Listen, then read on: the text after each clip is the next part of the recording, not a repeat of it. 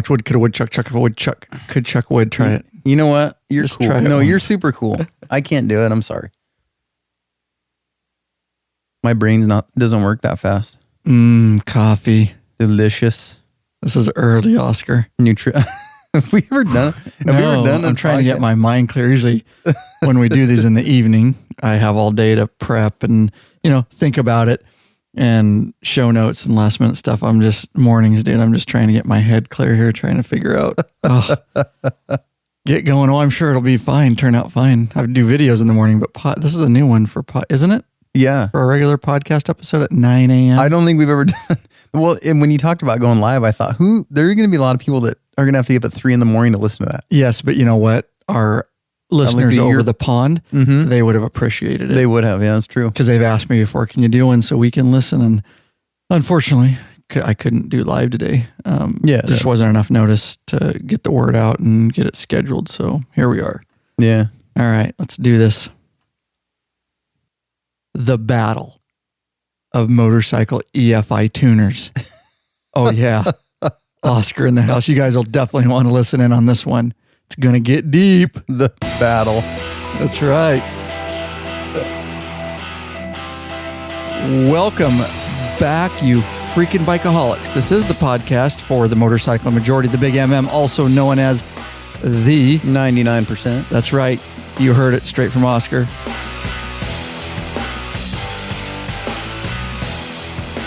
That is right, guys. That's right. You, along with us, are large and in charge of the motorcycle scene. That's right.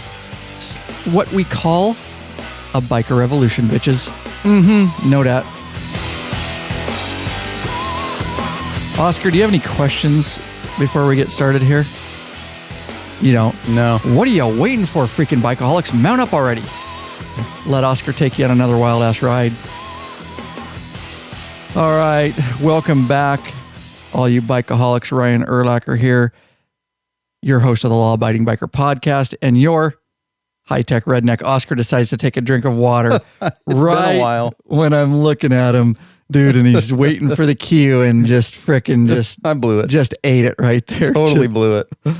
Oh my gosh, Oscar, it's been a while since you've been in the studio. Yeah. What's happening, buddy? What's new? Anything new? Another day in paradise. Yeah. You rode in this morning? Absolutely. And we were just talking that we are not used to doing podcasts in the morning. And I apologize to everybody out there. This was a last minute get together and on motorcycle EFI tuners, something you guys have asked for a long time. We've been testing some, and I just simply last minute got Oscar. I needed him for this one to get him in the studio, and he could only do it at 9 a.m. Pacific Standard Time. And I know that would have been great for everybody across the pond over there, but unfortunately it was, like I say, really last minute. There's no way we could have even got the word out in time and so that you guys could. If we survive this, which I think we will, then we could probably do another one. You mean the morning one? The morning one, right? We might. And I was just, I was telling Oscar before we started here that I am not a morning person at all. And we usually do these well in the evening, and I have all day to plan, get my blood flowing, get my thoughts, and all day to set up. So when the guys come over, everything's ready. Well, he got here this morning. I got the little one in my hands because the babysitter's not here yet, and she's in my arms, and then I don't have anything set up and whatever. The beverage of choice is totally different. True. I've got a bottle of water, and I got water, but I got my coffee here too. So we're a wreck. We are a wreck. So if it sounds like we're a wreck, sorry. But luckily this is a really in-depth topic. So even not having my mind completely clear, once we get going, I'll jump right in, because this is something that we deal with a lot. And it is going to be, we've got a couple things, but it is going to be, guys, a complete breakdown of 2 EFI tuners, electronic fuel injection tuners that we have been testing. Of course, if you follow us on our YouTube channel, you guys all know we've put them out there. Actually, the Power Vision one is one of our, Dynojet Power Vision is one of our 4 purchase higher end videos. And then we put the Fuelpak 3, the Vance and Hines Fuelpak 3 out for free on our YouTube channel. And guys, by the way, give Get over to our YouTube channel. There's so much useful stuff over there and so many views, like 1.4 million views now. Wow. And it grows daily and it's getting bigger the more videos we put out. lawabidingbiker.com/YouTube. Hit the subscribe button, guys. It means a lot to us. If we can, if you're watching them anyways, just hit the subscribe button. There's a lot of reasons for that. Obviously, popularity of the channel, discovery, and all that kind of stuff. And it lets us know how much you guys are appreciating the videos. And I'm going to tell you that our videos, I watched a lot of YouTube videos on like maintenance stuff for my truck. And there's some precious stuff out there. I mean, entertaining stuff. And so it's nice and I found some videos that are along the lines of what we do, where you can watch them and they're actually informational and you can follow along. And so they're good videos. Right. There is a lot of junk on YouTube too, is what you're saying. Well, it's junk, but it's entertaining. Some junk. of it. I mean, you don't learn anything. Some of it's just use it. Right. Some of it's just annoying. It's awesome. But there is some other stuff that's entertaining. There's annoying, entertaining, and then educational. Then there's us. Right. Informational and entertaining. Infotational. Infotaining. Oh, dang it. I get that wrong every time. I'm a total, I can't help it. Oh my God, dude. That's Oscar's second fail this morning. That's colossal. See, morning's not working out. I don't know what's going on. All right, guys, let's do, Oscar, do you want to do thank a couple people? The reason everybody's listening to this episode? You bet. We've got some new patrons. Kurt Shoemaker of Corinth, Mississippi. Chris Lezak has also been a supporter of the show. He wanted us to give a shout out to his brother, Ken Lezak, who's a regular listener. Welcome, Ken Lezak, to the community. Shout out to your brother. And Matt Schooley of Casper, Wyoming. He's top tier. He is a top tier donator, guys. That's right. They took action. They got involved. They aren't just sitting around and listening and appreciating all the information without taking action and doing something, showing something back to help keep this show going down the road. They became patrons, guys. lawabidingbiker.com/Patreon, Patreon. You can get involved. There's certain benefits they're going to get. No risk to you guys. You can donate a certain amount per piece of content, put a cap on it, all that kind of good stuff. So of course, Matt Schooley's top tier. He gets the private Facebook group, t-shirt, stickers, and he gets access to any of our high-end for purchase videos up on request at any time for free, of course.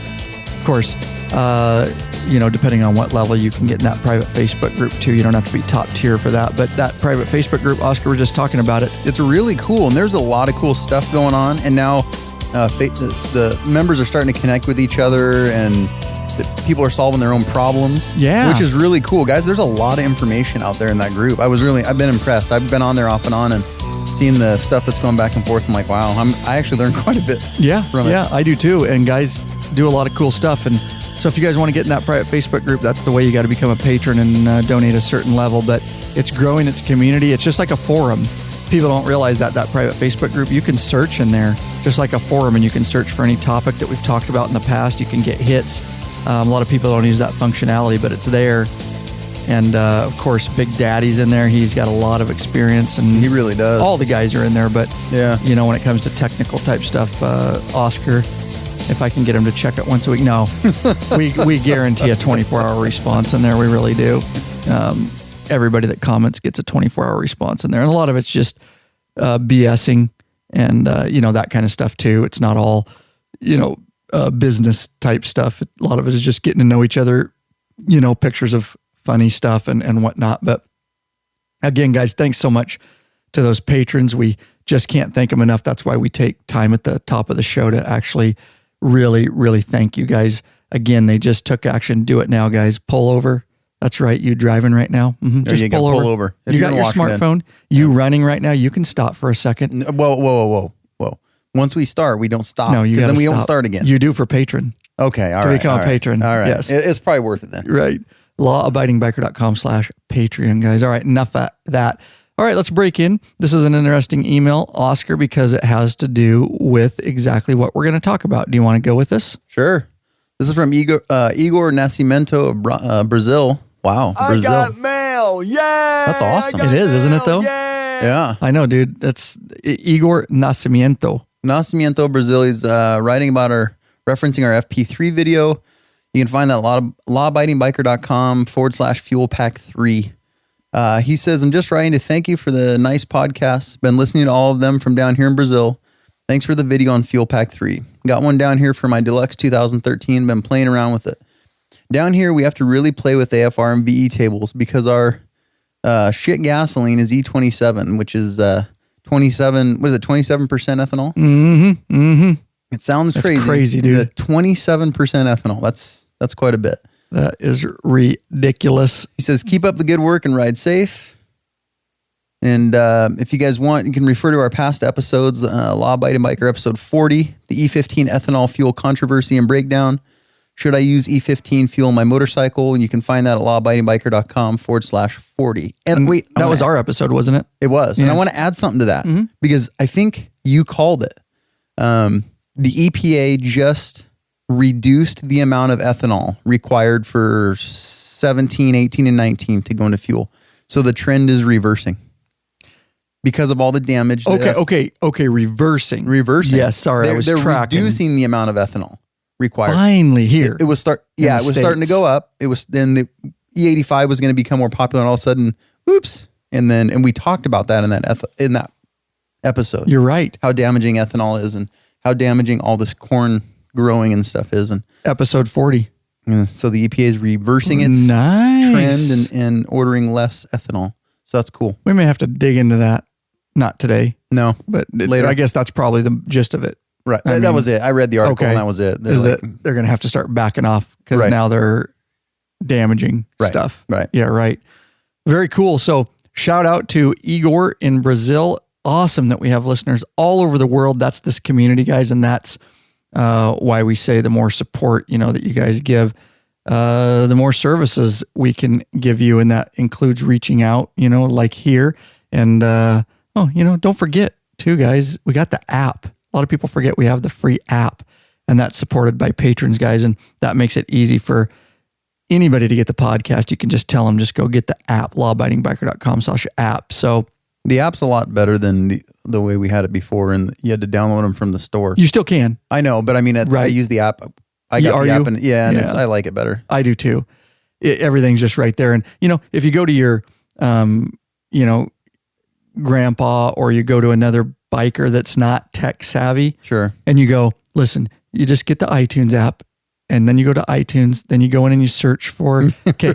They're not going to figure it out. You know what? It could be right there. Just shut down, dude. So if you just tell these people, hey, I want to listen to and I just did, some people email me and go, I'm not very tech savvy. I love your YouTube channel. I don't even know what a podcast is. I go to lawabidingbiker.com/app and download. Everybody knows how to download an app. Right. Everybody has a smartphone. It doesn't matter if you have an Android. It doesn't matter. Everybody knows how to get in and buy a video game app. Right. And that's what you tell them. Just go to the App Store and search for Law Abiding Biker and just download the app and push play on the episode you would like to listen to. Everything's right there. There's a bunch of them now. So, all right. There you go. Let's get into our main topic and let's break it down. So we have received a ton of emails over the last several years, guys, or even 2.5 years since we started this thing, and referenced EFI tuners, motorcycle electronic fuel injection tuners. Now, we did an episode breakdown. Do you remember which one that is, Oscar? Wow. I think. Was it? Let's do this. It was before the ethanol podcast, wasn't it? In the late 30s? Let's see. If you guys go to lawabidingbiker.com/EFI tuners, there is a assload of information there. And me and Oscar did a specific episode back then, and it's still evergreen. We're going to rehash some stuff, but it was Lab 34, episode 34. That was in the closet. No. I thought it was it was when we were in the closet. When office. We weren't in the closet. Oh, no, the office. That's what I meant. Yeah. You're right. Good memory. That was a while ago. And so there's everything there, guys. I have a resource page as we're scrolling down here, Oscar. You can see. Holy cow. Yeah, you had a lot of stuff. I have built this page as we've done stuff, and it is just an amazing resource. And there's an episode over there you can listen to. And again, lawabidingbiker.com/EFI tuners, or episode 34. We're going to rehash a lot of stuff here because it's necessary. So stick with us. Let's get down and dirty. So we're answering a lot of emails. Do you want to talk about all the different, what we were talking about? Let's do an intro about all the different EFI tuners that we get asked and why we kind of went with these two for now. Yeah, absolutely. Why don't you break it down? There's two basic types of EFI tuners, flash tuners and add-on boxes. Actually, and then there's a third, which is the Thunder Max, which is a totally, it's a whole new ECM. So I was going to touch on the Thunder Max first quickly, because we've had some guys ask about it. The Thunder Max was way ahead of its time, like 8 years ago, because it was the first, as far as I can tell, to come out with the wideband O2 sensors. The Thunder Max. The Thunder Max. And it was a great product. When I had my 06, I bought it in 10. So in 2011, when I got the cams done, that's what the guys were recommending, because they had wideband O2 sensors and a huge number of maps. So the Thunder Max really was ahead of its time. Since then, the price hasn't changed much. It's expensive, and I haven't seen anything new from Thunder Max. So we didn't try Thunder Max for that reason. It's about $1,000. It replaces the ECM. I wouldn't use it if my bike was under warranty. If you're going to replace the ECM, to me, that's a carte blanche or a blank check for Harley to go, you put someone else's ECM on our bike, we're not going to warranty anything. The electronic control control module. Yeah, the Thunder Max is a whole replacement ECM. Not that it doesn't work great, because it does. A lot of guys love it. It's a great deal. But anyway, so that's why we didn't choose the Thunder Max. There are several others. A lot of guys, we've gotten some emails about the Mastertune TTS, and the Mastertune TTS is just like the Harley race tuner. It's a little box that still requires a 9-pin connector, like the old PCs. Oh, okay. Oh, so really? You have to actually buy a 9-pin, like a VGA type monitor connector. Exactly, monitor. Wow. And so you have to actually buy an adapter to go to the USB to your computer, which I had on my 06. It's actually not a bad deal. I mean, I could get in and map stuff, and I played with some of the maps, but the TTS is based on kind of old technology, and unless you really know what you're doing with it, as far as mapping and stuff goes, there's not. If you know how to map, it's great. If you don't, you can just add CAN maps, just like the Harley tuner. Okay. And I think the brand new TTS, you can plug in a laptop and it'll take readings, but I haven't seen any auto tune kits for it or anything like that. So it's more of a manual. It's more of a manual deal. It's a real powerful deal. If you have a dyno, the TTS Master Tune is fantastic. Okay. You can do a lot with it. So nothing wrong with it at all, but it's kind of older technology, just like the Harley race tuner. Harley's gone now with the Super Tuner. Right. Which is, LD's got one. And it's kind of limited too. There's no reason why, we went down when Robbie had problems with his bike, and they actually had to put the laptop in the saddlebag so that it would record data. While he rode? Oh, that's old. So that's kind of old technology. There's no really any point for that. So that's why we didn't go with the I didn't go with the TTS Master Tune. You didn't go with the TTS Master Tune or the Harley Super Race Tuners. They're kind of old technology. The Cobra FI 2000 is Cobra, in my opinion anyway, makes good metric products. They just never cracked into the Harley market. I've read some stuff about the Cobra tuner, and then the older one's the tripod or something. It's limited, and it's old technology. It's not really, I didn't even consider it when I was looking for EFI tuners. It's just not, guys use them on the metric bikes, and they use their exhaust on the metric bikes, and it works well, but it's not much for the Harleys. They use them on the Harleys. You can. They make one. It's okay, right. When I was reading the forums and stuff, the Cobra does not, it's just not real popular. It's focused more on the metric market, which is what I saw. Seems like. Yeah. Seems like they're putting their focus towards that, which is cool. Whatever. Yeah, whatever. They need it. That's fine. You know? So we didn't really, I haven't done anything with, or read much about the Cobra at all, which leaves us with Dynojet. Right. Actually, wait a minute. There's a brand new tuner out that we haven't even played with, and I haven't even read anything about. It's brand new. It's slipping off the top of my head. I'll think about it later. But for all intents and purposes, led us to Dynojet, the Power Commander, Power Vision, and then led you to Vance and Hines FP3. Right. So that's where we are. That's why we went with the two that we went. Right. And we just, honestly, guys, we get asked, hey, can you guys test this and test that? This is pretty time intensive. It really is. For us to do them. And we want to, and I'm not saying we won't. I'd love to. We had to pick the two and what we believe are the most mainstream for Harley Davidson, because that's what we ride. Right. And they seem to be the excuse me, the most popular and the most mainstream. And we had to work with both companies to, work out a deal on the product and then get, talk to them and get a lot of, pick their brain about stuff. And then each one we had to film and install and then test and then come back and film and then auto tune and then come back and film and then edit. And, guys, it is, we do that because of the support for the show, really. And like I say, the patrons and the donations and all that kind of stuff that makes us think, okay, our time is appreciated, because let me tell you, that is a complete undertaking to do this stuff. And we love doing it for you guys, but the Power Vision alone was a 3-month filming huge project. I figure, cause I'm still getting more and more into it. I figure by the time I'm done with that Power Vision, outside of the filming, just me reading about it and playing with it, I'll have easy 100 hours before I can say I'm totally competent with it. You're not a novice anymore. Yeah. And I'm not saying that doesn't make me a map builder.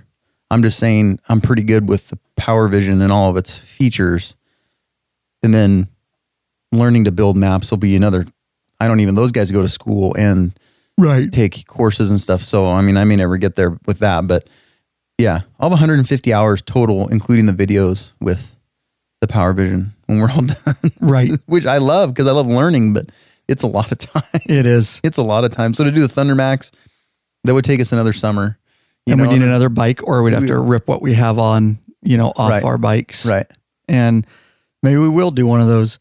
So no hate emails. No, people don't send us hate emails anyways, but on the other tuners, guys, we're not talking smack about them. If you have one of those units and you're happy with it, well, then be happy. That's all that matters. You don't have to worry that we're only talking about the Fuelpak 3 and the Power Vision. Be happy with your EFI tuner if you like it. But like I say, it would probably be just a bit before we could do another one of those. We picked the two mainstream. Here you go. So Dynojet Power Vision, let's break it down. Oscar, why don't you just start with it about, you're going to break that one down. I may ask questions, and I'm going to break the Fuelpak 3 down. If you guys didn't know, if you want to get the Power Vision video and you want to install a Power Vision and you're excited about that product, let me tell you, 3 months in the making. Me and Oscar did a video. It's an installation, complete tech, everything you need to know about the Power Vision. And that's lawabidingbiker.com/Power Vision. It's one of our 4 purchase videos, but it's well worth it. If you're going to get the Power Vision and you've never done an EFI tuner, you will want this video. Oh, for sure. You're not going to get on Dynojet's site even and find good instruction. It's going to be confusing. We work so hard to put it all in one place for you guys so that you could just get that video, have your Power Vision unit, and get completely up and running on it. If you're a Dynojet technician, or you're somebody who is so advanced and you know everything about EFI tuners, then you don't need the video. No. But then you wouldn't be installing, it would be easy. It would be easy for you. This video is for the day-to-day biker that needs to get a Power Vision and get up and running and auto tune. If you're going to go adjust, fuel cells and values and all that, well, then you probably wouldn't need our video anyways. You're way advanced, because that's super advanced stuff, guys. We're going to show you how to get it up and running and auto tune. Same with the Fuelpak 3, that average every day, the 99% of us out there, not racers and stuff like that. So with that said, real quick, the Fuelpak 3 video, if you guys want that, so I don't forget to mention it, lawabidingbiker.com/Fuelpak, Fuelpak 3, the number 3, Fuelpak 3. That is a free video, as good as the Power Vision video. There is just less to the Fuelpak, which is why I put that video out for free. So some we put out for free, some we don't. We kind of weigh the advantages and disadvantages of that, and how to help the community and also help this thing keep going on down the road. It's a fine balance between what we, put out, because we put out a ton of free stuff for you guys. So I'm pretty sure when we get to talk about the Fuelpak 3, I'm fairly confident when we get to use the word dongle. Oh, because that is an awesome word. Dongle. It has so many meanings. We get to use bungs in this podcast too. That's dude. right. That's right. Bungs and dongles. We have got, we are out of control. Bungs and dongles. Dongles and bungs.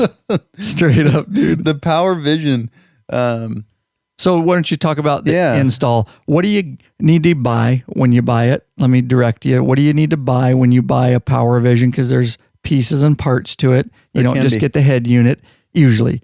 You can. Okay, and then what are the breakdown of prices? So does that get you started? Let's see. You could buy just the head unit, crikeys, and I don't remember what I paid for it. I know there's a package. I could tell you right now for the package deal. If you buy a brand new Harley today and you want to tune it and you don't want to pay the what's that called?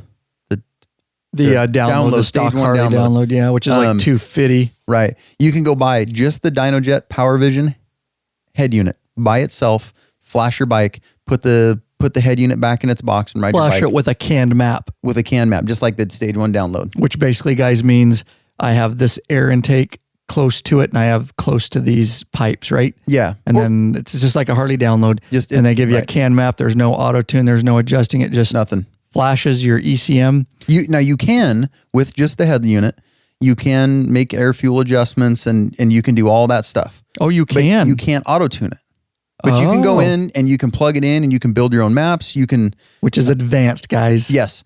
And you can quick tune on the bike, but which is advanced too. But you get it, you get the map that's in it, or you get a map from Dynojet's website and you flash your bike and you put it back in the box and you ride away. Okay. So you can totally do that with just the head unit. You don't remember the prices? I think the head unit by itself was. I texted you on this. Yeah, I did. Well, because I look it up as a package deal. Oh. I was getting there. Gotcha. Go for it. To me, the Power Vision at I think it was about $450, and the auto tune kit was like $300. The Power Vision is kind of, I don't know. I would buy the auto tune kit with it. I don't see any reason buying just the head unit unless money is truly an issue and you really have to have it. Okay. So the kit, which is where from the company that I bought my Power Vision, the company will remain nameless, is selling the Power Vision with the auto tune kit with the mount and visor. There's a little visor that you can get that shades the sun so you can see it. We got your Power Vision direct. Right. But that's not where I bought my Power Commander from. And the company that I bought. Oh, the Power Commander. Yeah, but the company I bought my Power Commander from is running a special on the Power Vision with an auto tune package. It was just under $800 for everything you need. So it was like $770, and I don't remember if they charge tax or not, but so just under $800, you get the Power Vision head. You'd get the auto tune kit, the mount, which is the depending on which Power Vision you get, you might have an amps mount or is it the biker gripper? Tech mount has a new mount for the Power Vision if you don't have the 4-hole amps at the back of the Power Vision. Anyway, biker gripper. This Tech mount is making makes the mount. Right. Well, they make a specific mount for it. Or the Power. They make two. Right, and we're going to be carrying those. Right. So soon. If you buy the Power Vision, you look at the back and there's 4 brass threaded holes. Then you have the amps mount. You can get the amps mount. It's no big deal. But anyway, there's also a newer mount that comes with the biker gripper. The biker gripper. It's hard to explain. Let me explain it here. Yeah. The biker gripper, guys. If you need a cell phone or GPS motorcycle mounting solution, or EFI tuner mounting solution, that's right. Get the biker gripper, guys. It is the sexiest, sleekest, strongest. Oh yeah, cell phone and GPS motorcycle mount on the market. You guys know it. You guys that are getting it, it's in our store. You can use it to mount cell phones, GPS, radar detectors, EFI tuners, toll transponders, so much more, guys. It's tried and tested by the law-abiding biker crew here. We tested it for several years, believe in it so much, we stamped our very own logo. We gave it our very own stamp of approval, so you guys know we would not do that unless we believed in it. Therefore, obviously, you can trust it. It is available exclusively and the only in the law-abiding biker store. You can go to lawabidingbiker.com/store or lawabidingbiker.com/bikergripper. It all gets you to the same place. We got videos, we got information, we got pictures, we got everything in true law-abiding biker style, so you'll have no doubt which one you need to get for your particular needs. What we're talking about on the biker gripper is just the standard gripper, guys. It's got that logo on it. It's got the head unit. You can actually put the Power Vision right in there. You can put your cell phone in it. Nothing's going to fall out. That's actually how we tested and mounted Oscars. You can put it right in the biker gripper. You can put the Fuelpak 3 because you use your phone. You can, so you can use your smartphone. You can also put the Power Vision head unit right in there. We use the other mount. That's what I'm having. We did both on the video. Oh, that's right. So that's right. What Oscar's talking about is there is a proprietary mount that also hooks up to the main part of the biker gripper. So you've got the biker gripper that hooks to your control mount or your handlebars. Then you've got the head units. There's different head units. There is a different proprietary head unit just specifically for the Power Vision, and it screws into the back, but you don't need to do that. You can simply get a biker gripper and you'll save some money, and you can, that way you have the option of putting a phone up there. You don't always need your head unit on. You can take your head unit in and out. But again, lawabidingbiker.com/biker gripper. If you did want the proprietary one where it screws in the back of the Power Vision head unit, there's 4 screws back there. We will be carrying those in our store down the road, lawabidingbiker.com/store. And if you don't, if you need one of those, you can go over to, and we don't have it, you can certainly head over to Power Sports US, our friends over there, and lawabidingbiker.com/Power Sports US. We have an affiliate with them. They do have those in stock right now if you want to get the very proprietary one for the head. Does that break it down for people? Yes, good description. There you go. Anyway, so the package deal under $800.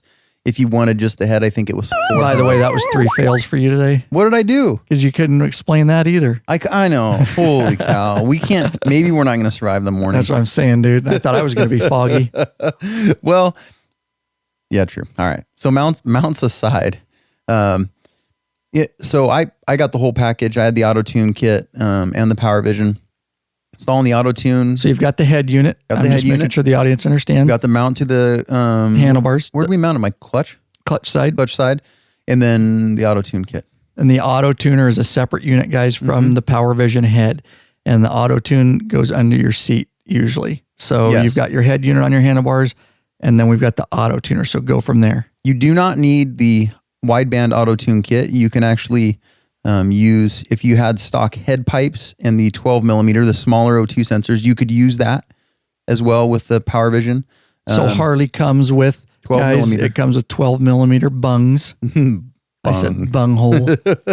Bunghole. There's something fun about that. That's true. 12 millimeter bung holes. Not about bungholes, but saying it. Oh yeah. It's funny.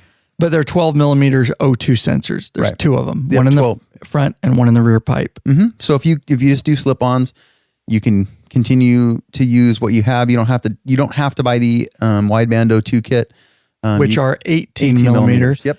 And if you guys do that, you're going to have to have bigger bungs. You're going to have to stretch your bungs out. or get new ones welded in. And right, exactly. That's one for me. Which is no big deal. So that you can fit the 18 millimeter O2 sensors. They're wideband O2 sensors, and they're aftermarket, and you're going to have to make some changes there. We'll talk about that in a minute. Okay. About that's not whether that's necessary or not. Right. But it will add a little cost if you can buy head pipes that already have them. In fact, a lot of, I see Vance and Hines is making dual 12 and 18 millimeter bunged head pipes. Oh, okay. And I think that's going to be more common. So, right. Yeah. You mean aftermarket pipes? Yes, they're coming with both sets, right? Yep. So, so the Power Vision, I started with the Power Commander, which you need a laptop to do anything with the Power Commander. You have to take your seat off, plug, or, run a wire out, but you have to plug a laptop into the Power Commander to change maps. And when you auto tune, you have to plug into a laptop. So we're reverting to Power Commander. Well, I want to explain the difference. Yeah, no, I'm asking. Yeah, to with make the Power sure. Commander. Yeah, okay, exactly. So now with the Power Vision, you don't have to do that. I really liked being able to do anything from the bike. So I can run an auto tune session. I left my house, rode to the Tri-Cities, rode down to Richland. I ran an auto tune session during the ride down there, got down to the Tri-Cities to the restaurant parking lot, and reflashed my bike with the new map. I'm like, that's cool. Yeah, it is. I mean, that's really cool. So I could put 3 or 4 maps into the Power Vision and test all 3 or 4 maps, never have to come back to my house, not have to pack a laptop. With the with the Harley race tuner I had, and with the Power Commander, I actually packed a laptop on some rides. So I go like 25 miles and test a map. And then I'm on the side of the road with my laptop, and people are like, what is that guy doing? So I could test maps out. With the Power Vision, you don't need to do that. Everything is in the power unit. You can switch maps on the fly. I mean, you can't do it while you're riding, but you pull over into a parking lot and switch maps. So if you have 3 or 4 maps, if you want to try one for fuel economy and one for power, you can switch back and forth between the two. It is great. So everything is there. Real quick to keep it on track, so I'm tracking right. And I know the answer to this, I think, but basically we talked in the past about the Power Commander 5 with the auto tune package. Right. Okay. That was a big deal. Right. That was the bee's knees. Now what you're saying is the only difference, the Power Commander is still a valid product, guys, from Dynojet with the auto tuner, but you need a laptop. You do. Power Vision changes that, and it allows you to do the same things because you've got a head unit up on your handlebars and it's acting as your laptop. So it stores information. It's a little laptop. And so really probably the biggest thing between the Power Commander and the Power Vision is the ability not to have to hook a laptop up. There's two. Okay, There's two biggest things. That is the biggest advantage to the Power Vision, is that you don't need a laptop. You can do everything from the Power Vision, including making custom maps.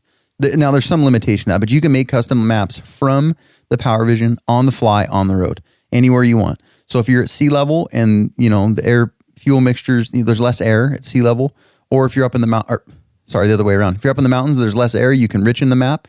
If you're at sea level and there's more air, you can lean it out. You can do all that stuff on the fly. But know that the Power Vision does not auto-tune on the fly. Okay, so what it does is it acts like a dynamometer.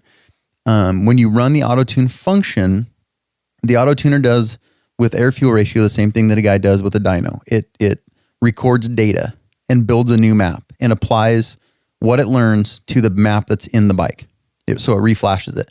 The Power Commander 5 auto-tunes like your car.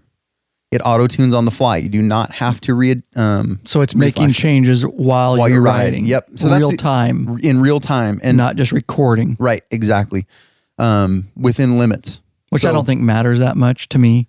I mean, if you were doing some real extreme mountain to sea level riding, it might, but overall, I haven't noticed any difference. Okay.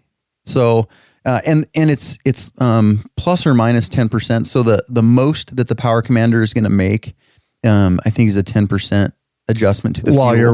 While you're riding. So if it's outside of that's not going to make the adjustment anyway. So that's small. It could be noticeable, I guess. Anyway, I just want everyone to know that is probably the biggest limitation to the Power Vision.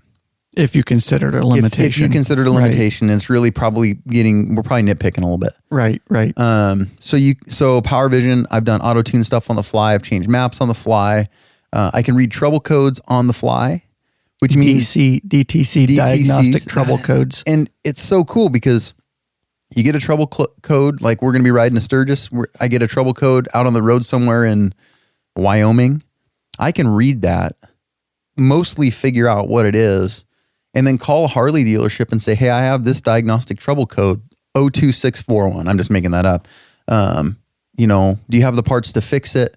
And it looks like it's a 2-hour job. Can you get me in?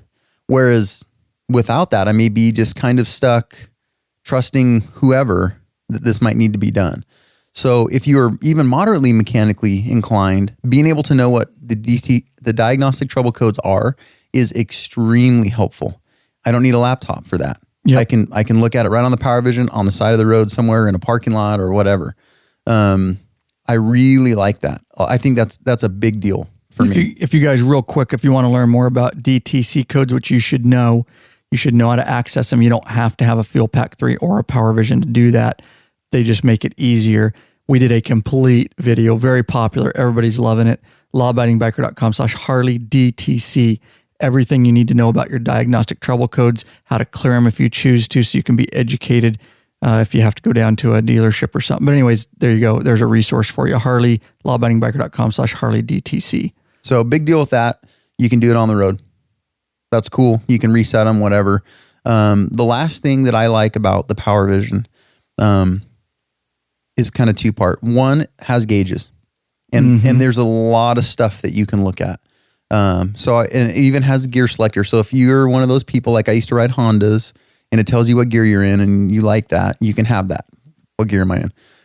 You can look at engine temperature and monitor engine temperature. You can monitor air fuel ratios. You can monitor manifold absolute pressure.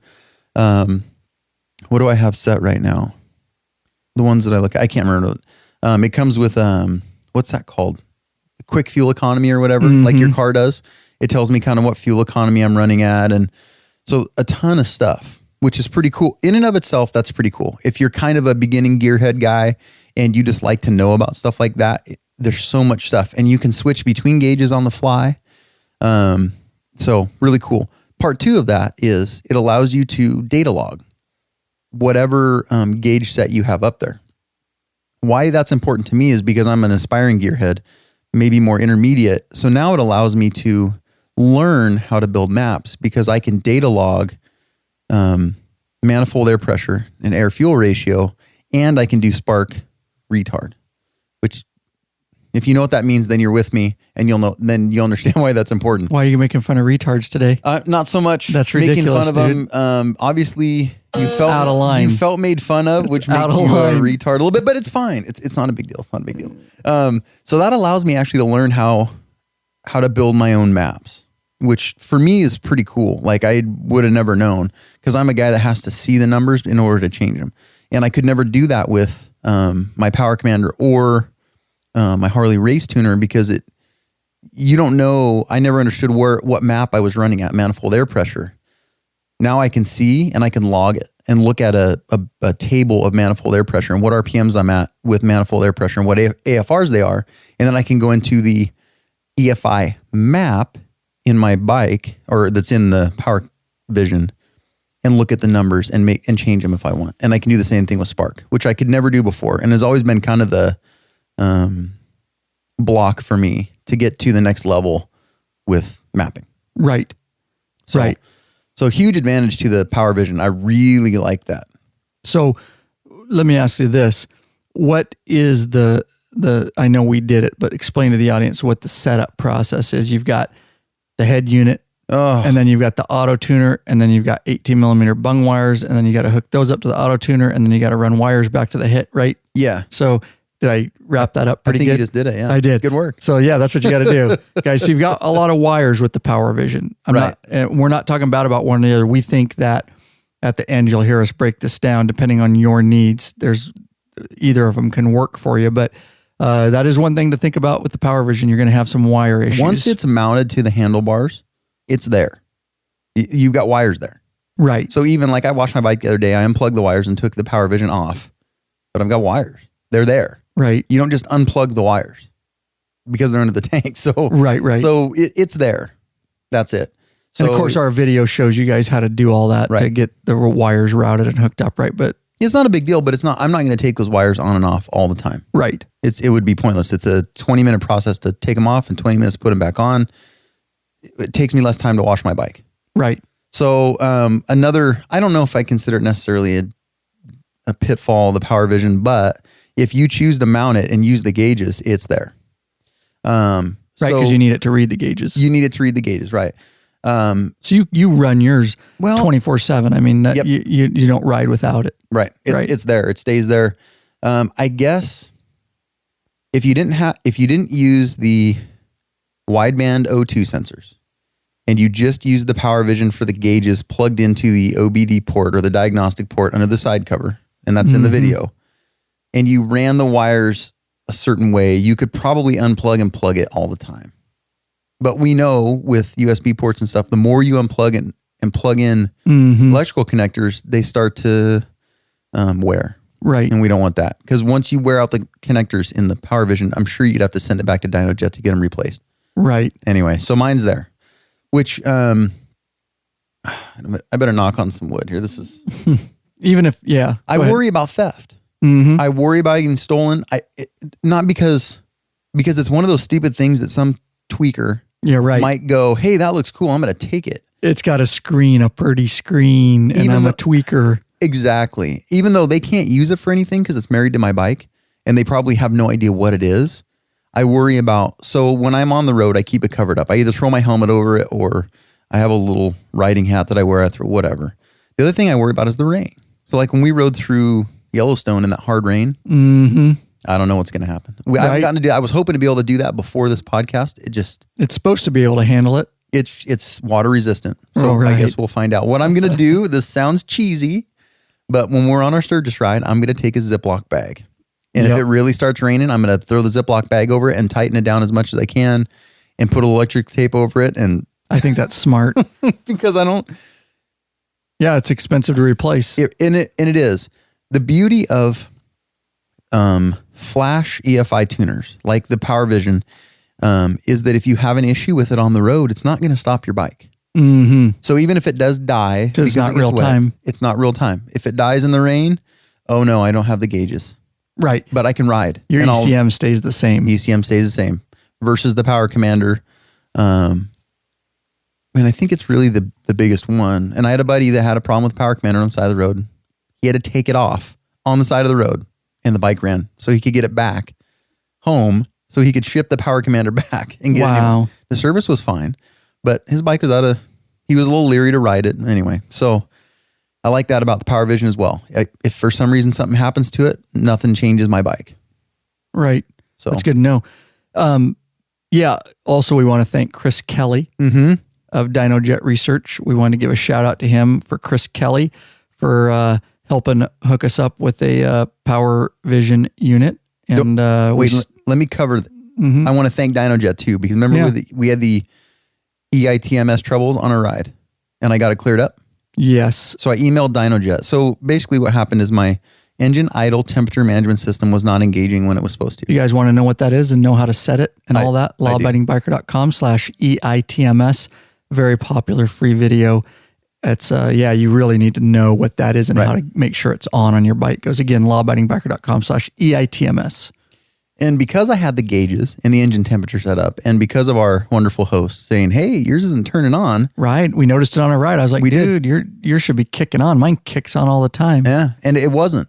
So I ended up calling Dynojet. That was an interesting experience. I think I got a guy who was new. I think he was probably a trainee because he was talking to someone in the background. So I ended up emailing the guy he was talking to, who has probably been a long time in play, knows what he's talking about. Guy emailed me back immediately with a new map with the EITMS turned on. I coincidentally figured out how to turn it on myself about the same time. So I took the guy's map. Jerry from Dynojet emailed me the map I had. I emailed it to him. He emailed it back. He said, "Hey, I turned it on. Sorry for your troubles. I reflashed the bike. Works good." Okay. Is that going to be normal for guys installing the Power Vision? So you want your EITMS activated, guys, if you're riding in warm climates. It's not going to kill you if you don't, probably, but especially if you're stop and go traffic. Right. We're not going to get into a lot of EITMS. Again, lawabidingbiker.com/EITMS, a video with everything you need to know. But go ahead. Okay, so I just want to throw this out there for the podcast, even though we may do a follow-up. I think we probably will do a follow-up video on this. I think that's probably a batch problem. Oh. Why would it have been turned off? I didn't mess with anything. I still don't understand that. I don't either. So if you guys have the Power Vision and you notice your EITMS is not turning on, if you load not an auto-tune map, but the original map that you used, so mine was map number whatever, it was the Rush 2-1 and the Stage 1 intake. And you go into I think it was environment. There's two spots. No, into limits and switches. You go down to EITMS and you can open that up. If there's a 0 there, you need to switch that to a 1. Switch that to a 1, it'll enable your EITMS and you'll be good to go. And if you have any problems, we strongly suggest getting a hold of Dynojet directly like he did, and they can just send you a map to fix it. It was great. Their customer service was fantastic. Other than the guy I called, I think he was new. Right. But Jerry got back to me. I emailed him on a Sunday. Monday morning, first thing, I got the map back. So good for Dynojet. And so that's one thing Dynojet has going too, which we'll talk about Vance and Hines too, is you can actually email your maps and more experts can look at them, guys. Right. And apparently you can do that with Dynojet too. You can do that with Fuelpak to where you could get, have them look at your map and get a little more customized. And in this case, fix a problem. Yeah. That was really cool. So I just happened to figure it out on my own because I was looking at the original map and I kind of know what to look at. And I found that. That's crazy, dude. Good job. Seriously, I don't know that I could have found that. It was random. That's crazy, man. So, but all right. So that's the Power Vision in a nutshell. So now I want to hear all about the FP3 because we talked to the guy on the phone. And Chris Neely. So Chris Kelly, we want to throw a shout out at Dynojet Research. And Chris Neely, we want to give a big shout out from Vance and Hines. Worked with us, got us a unit. He just sent us a couple more to test, and spent like an hour and a half with us on the phone. He did. That was really awesome. That was impressive. He's been great, and we hopefully can have some kind of relationship. Of course, they're not sponsoring us, guys. We wish. That would be great.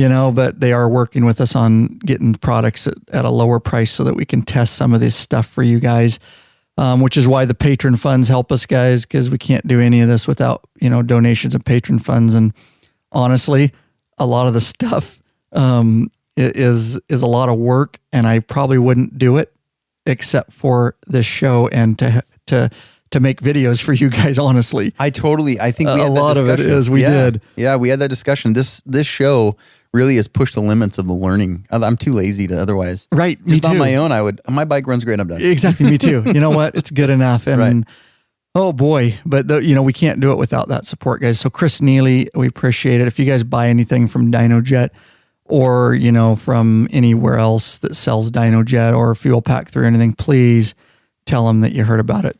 Right now, guys, it's just word of mouth and putting it in front of them, putting our name in front of them so that as we go down the road, we might be able to even do more content for you guys.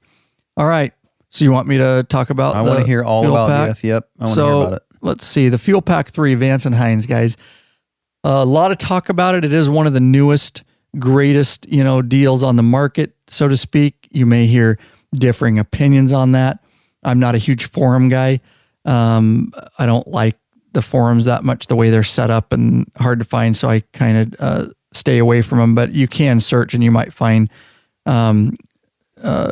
conflicting information. I know there are some good forums. Oscar does some truck forums, and depends how they're set up, but a lot of them are just link bait is all they are. They're a bunch of guys putting commercials on them and putting link bait on there so that you hit what you're not looking for, but find the good ones. So the Fuelpak 3, Vance and Hines, guys, here's a big difference price point, $359.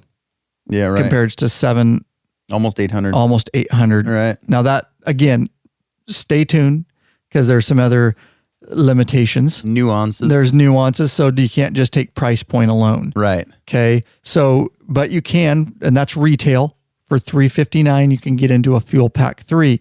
So you go out, you get new pipes, you get an intake when you get your bike. Don't buy, guys, we've told you that over and over. Please do not go to Harley Davidson and get the stock map download. It's not going to hurt your bike. It's just you're going to pay $250 and you're stuck. If you ever change an intake, if you ever want to change, stuff, you can't auto tune. If you ever want to change slip-ons again, whatever you're doing, then you're back in Harley Davidson paying another $250 for their stock canned download, literally, every guys. Time. And the maps are okay, time. But they're not, you can do better. Yes. Very good point. So for another $100, you could get a Vance and Hines Fuelpak 3, and you could be set up to grow with your bike, and you could make changes. And even if you did cams down the road, cams, high compression pistons, different heads. Yes. You can basically, when you're getting higher end like that, where you're doing custom modifications like that, cams and stuff, you can actually take your map, tell them what you did, and Vance and Hines will send you back a map for that particular situation. That's not the norm. No, it's not. That's a big advantage. It is a big advantage. So they will take a look at your kit and what you put in your bike. But for the average user, without just doing pipes and intakes, you're not going to have to send them anything. You're going to be able to do it right from the Fuelpak 3. The Fuelpak 3 is a very, very tiny unit. It's about the size of... Well, the dongle itself is small. The dongle. Yeah. Vance and Hines dongle small. It's small, and we're sorry about that. But what he's talking about the dongle is that's the actual little pack, and it fits in the palm of my hand, really. It's very, very small. It's very, very thin, and it plugs in to your CAN bus. It's a CAN bus connector. You know what those are? No, what is that? CAN bus is your DLC, your data link connector, your diagnostic using a lot port. Of big words right now. You need to break it down for me a little bit. Here we go. That's for me.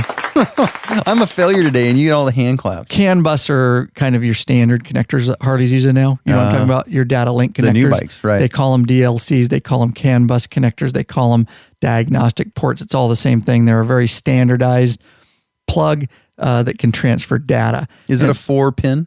Oh. Because the J1850 on mine's a 4-pin. Can't remember. I'd have to look up CAN bus. Okay. Yeah.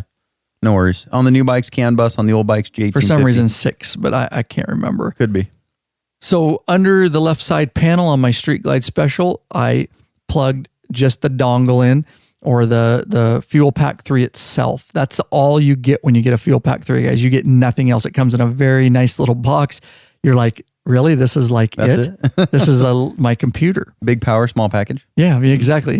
Big power, small package. And so that you just plug into your diagnostic port. That's usually going to be on the left side of your bike, regardless of what Harley you have. I don't know if you have other metric bikes and stuff, but for a Harley, it's on the left side. You plug that in. I just zip tied it in there.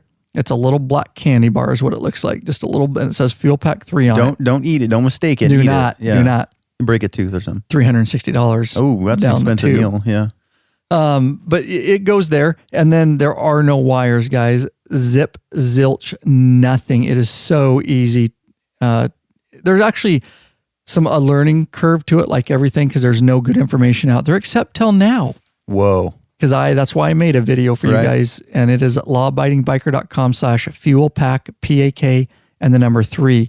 Guys, loving that video. Vance and Hines really liked that video when I sent it to them. I bet. Even their videos don't. They're more commercials and, get the Fuelpak 3, get power, and it doesn't tell you about it and how to use it. And even RevZilla did a video, and they do some videos sometimes, but theirs suck too. It's kind of more of a sales pitch than when it first came out. We tried to figure out what it was, and it was terrible marketing.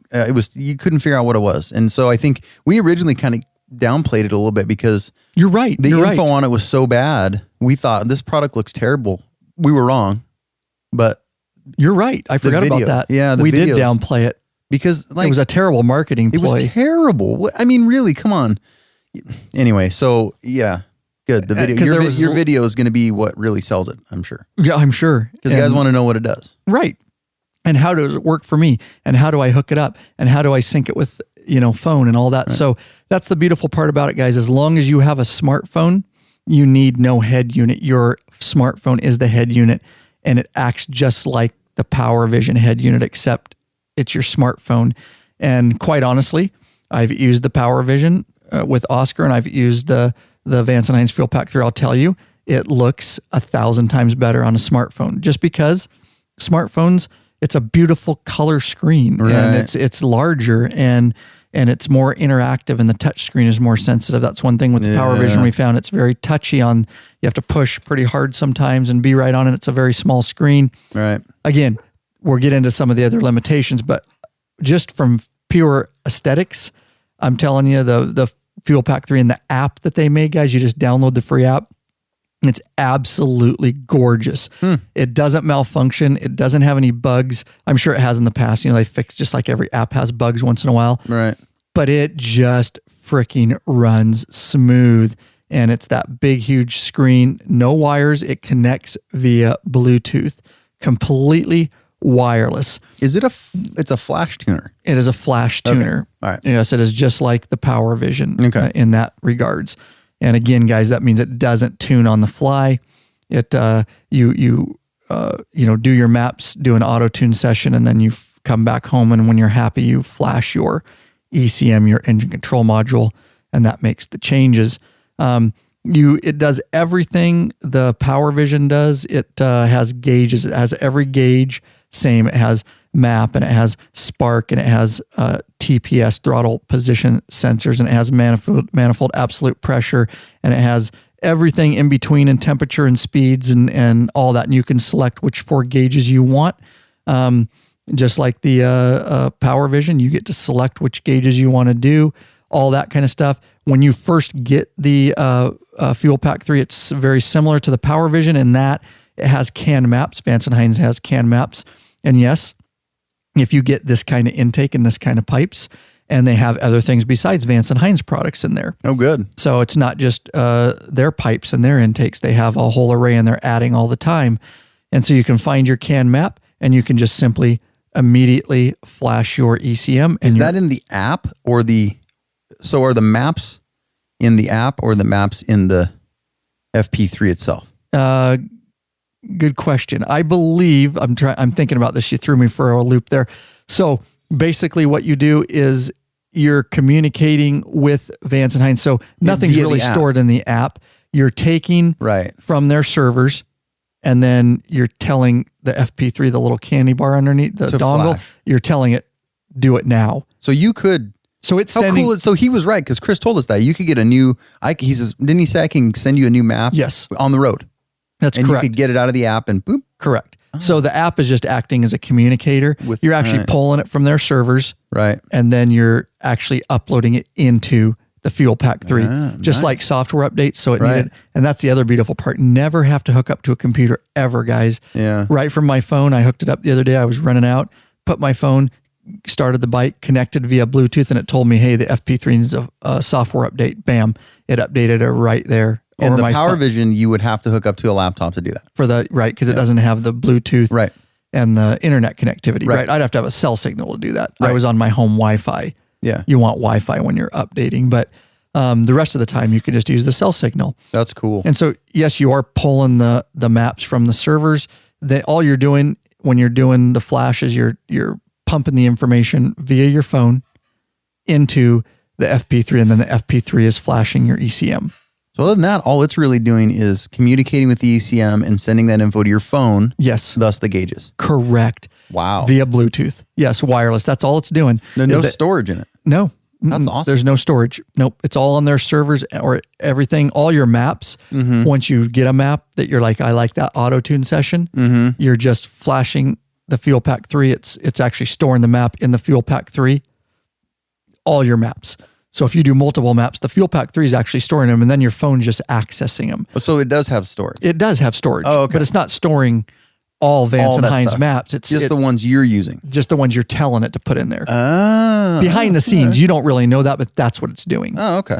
Oh, so that's good. So yeah, the 3 maps, so if I made a map and I didn't like it, I could flash back if to the save map, but the phone's not saving it. The Fuelpak 3 is. You could do that on the road. Yes. Pull over in a parking lot. Anywhere. Wow. Yep. And flash back. So that, in a nutshell, that's the FP3. So you could just get your pipes, get your intake. You could just flash your ECM just like Harley does, $359, and you can ride. And you make custom maps on. We're going to get into that. Okay. That's good. So that's the basic. Now, it also has auto tune, and you don't have to buy a pro auto tuner for it. It's the Fuelpak 3 does it. The Fuelpak 3 uses the stock 12 millimeter Harley Davidson bungs or O2 sensors. Yeah. There is not an 18 millimeter wideband option. We'll talk about that at the end, about the algorithm on that. Yeah, because I don't want you to ask me any questions about that. Well, because I'm going to try and explain it once, and then I'm going to be done with it. I can explain it, I think, in a way that's not technical. We're just going to say it's an algorithm. I was thinking about that last night too. I'm like, you better not ask me any questions. I'm going to explain it once. I'm going to be done with it because I can't wrap my head around. But anyway, okay. I get it. Yeah, I get how it works. So it does use your stock. So that's nice. You don't have to change anything out, guys. Again, it's as simple as installing that little Fuelpak 3 candy bar under your left side. That's it. And then put your phone, of course, in a biker gripper. Straight up. This is where the biker gripper comes in super handy, because you got your phone up there so you can see all your gauges. You can see your real-time sensor data and all that kind of stuff. Now, it has the auto-tune feature, and I did some auto-tunes, so you can actually map your bike out even more, guys. And you can simply, again, my video explains it all. I'm not going to do it here. Can you go in and make... We're going to talk about that. So not auto-tune. Well, we'll talk about that. Okay. I know where you're going with that. And okay. I have a thought. Okay. So I go out, I ride, guys. I go to Portland and back like we did. I run an auto-tune session. It's running. I will tell you, you'll want your phone plugged in if you're going to have your sensor data available, because it's all Bluetooth and it's going to drain your phone battery rapidly. So I plug mine into the cigarette lighter while I'm doing all that. And while you're running an auto-tune session and all that, because you can see your map, you can see your throttle position sensor, your RPMs, right? Your fuel cells. Right. It colors them in, it's tuning, it's doing its thing. I come back home and I simply flash the bike. I can either save that. So there was one auto tune I did for 2 weeks. I just left it open. Oh, wow. I never closed it out. And every time I would start my bike and connect via Bluetooth, it would continue the last session. And I just kept building and building and building on that map. 2 weeks later, I came back because I want to do a lot of round town stuff. Right. Lower RPM, try to get those cells filled in. Right. And I came back 2 weeks later and I was like, oh, I'll finally flash that. Screw it. And I flashed it. It saves the map so you can flash back. I could simply go in if I go, I don't like how it's running, which probably isn't going to be the case on auto-tune. I mean, I can't see an auto-tune. Screw it. Auto-tune is auto-tune. Right. But you could flash back. I could flash back to the canned pipes and intake map if I wanted. I could flash back. It automatically saves and you actually can't delete it, your original map before you did anything. Yeah. I know Power Vision does that too. Right. And so, and it's that simple. You would select it and reflash your ECM. It takes about a minute and your bike shuts off. You got to turn your ignition off. Anyways, the video shows you how to do that. Bam, it flashes it. Now, to answer Oscar's question, can you go in, and here's where I'm going to say the Power Vision will do a little bit more than the Fuelpak 3. Does that mean bikers should get it? That's up to them. That's up to them and later when we talk in this discussion or this podcast here. So yes, you can take that map and you can actually open it up and you can, right from your phone, manipulate fuel values. Okay. How are the fuel how does Vance and Hines do that? Or what is the fuel table based on? What on throttle position sensor, right? Doesn't usually TPS and RPM, right? It could. That's how it maps when you're auto tuning. Okay. It says TPS along the top and RPM, right? And that's how it's filling the cells. And you may throw me for a question here that I don't know. I'll freely admit if I don't know it. I did go in and I didn't make any changes, but I went in and I can show you later on my bike and we could even do a follow-up, just a brief 5 minutes on another podcast, because maybe I won't be able to answer this question. I know that you can, I didn't mess with it. I didn't change anything, but you can go into the map and it's got all the different cells, the AFR, air fuel ratio. Right. I did see all that. And you can actually go in and hit it and delete that value and put values in. There's tons of boxes, dude. I'm going to break it down to dummy like me when it comes to that stuff, because I don't mess with that. But I went that far and I went in and I hit it and I deleted it and I put the same value back in. Just to see if it could do it. Right. And it will do it. Okay. But here's the point that I'll make between the Fuelpak 3 and the Power Vision. So it does everything up to this point, as far as we know. Right. I'll show you on the bike after the podcast. I know what you're talking about. It's just AFR. Right. Okay. But yes, you can make custom maps and you can do it right in from there. The other nice thing is they have support on here. So right within the app, I can email a map directly to Vance and Hines. I can hit call and it calls Vance and Hines support as long as they're hours of operation. Right. I can email them right from the app. The map, the next day, they can look at the map if I was having problems and they can send it back to me right in the app. And then I just go, oh, they sent it back to me. And then I just flash my ECM. They can make a custom map for you. It's super, super intuitive.